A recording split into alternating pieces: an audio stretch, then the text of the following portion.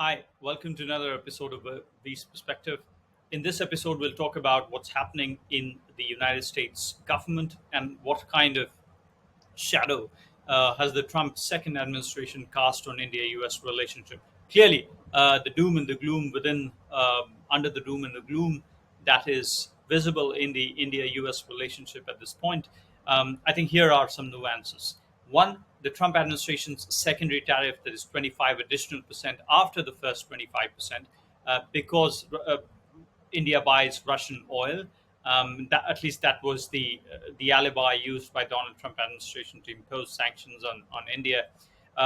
Clearly, did not have the intended impact that it wanted to on India. In fact, what happened was that India doubled down in terms of its relationship with Russia, as well as eased relationship with China, as we saw in the SCO summit recently held in Tianjin in China. So I think the what is important here is that as Donald Trump started his tirade of imposition of tariffs on various countries across the world, you have smaller economies which are clearly folding in front of Donald Trump administration. Obviously, because countries like Southeast Asia, countries like Vietnam, countries like Nauru, countries in Africa will have to fold because there's the level of dependence on the U.S. is high in terms of how much these countries export to the US. And the second idea is, of course, the fact that these are smaller economies, and therefore the options or in terms of their diversification strategy is not that much. Clearly, it will take a long time, and in the near term, they do not have many options. But with larger states, you're seeing a contrarian position or contrarian results as expected by Donald Trump and the United States. In terms of China, China has the biggest leverage with the U.S. With the bilateral trade crossing hundreds of billions on both sides, and therefore, when Donald Trump imposed very high tariffs, as high in some sectors as 145%, you saw we saw a set of retaliatory tariffs from China, clearly pushing back at the US. And what that resulted in was a trade negotiation. That I thought was a climb down on the part of the Donald Trump administration, simply because of the leverage that China holds in terms of sovereign debt. What impact was it having on the United States economy? Clearly, the rare earth and critical minerals, which the exports of which was controlled by China, and then it really had it sort of resonated in the manufacturing sector in the United States, especially the use of magnets, special magnets, which are used in vehicle manufacturing and so on and so forth, and other devices.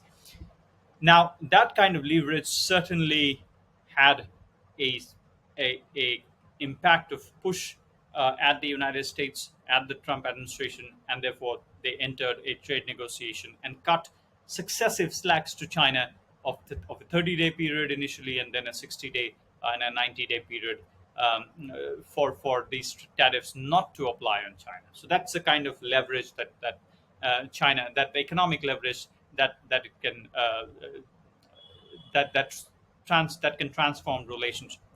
Coming to India, we have a in 2024-25 we had about a 44 point something billion trade surplus with the United States. Now, Donald Trump administration's single point agenda is to wipe out this leverage, bring down the surplus to zero, essentially saying that you open up your markets, don't export, invest more in the United States, and manufacturings like companies like Apple of the U.S. should shift to the United States, and the critical sectors like agriculture and dairy in India should be open to American companies and American government and American exporters. Now, that's a red line for India, of course, because GM crops like soybean, etc., can destroy the economy, and also the um, protected economies and protected sectors within agriculture, such as dairy, will do, if opened unabashedly, can do a lot of harm, and also has political repercussions for the government. So I think both those things really weigh on the Indian government's mind in terms of how to deal with the United States. But let me come to the political signal. Now, within all this, you have Donald Trump thinking that India will fold. In fact, what happens is India doubles down on its relationship with the Russian Federation and with China.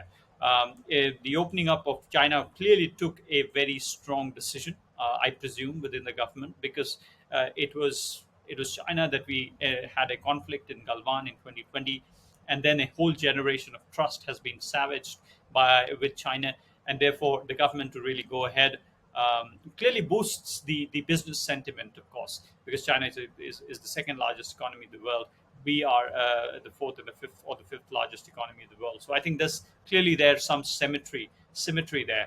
But I think beyond that, the risks that China pose are far more or could outweigh far more than the gains if China does not or if China behaves as it has in the past. So gaining trust with China remains a questionable pursuit. But the options are limited. So for India, you begin to diversify, and I think from that perspective, it is probably in the right spirit at this point.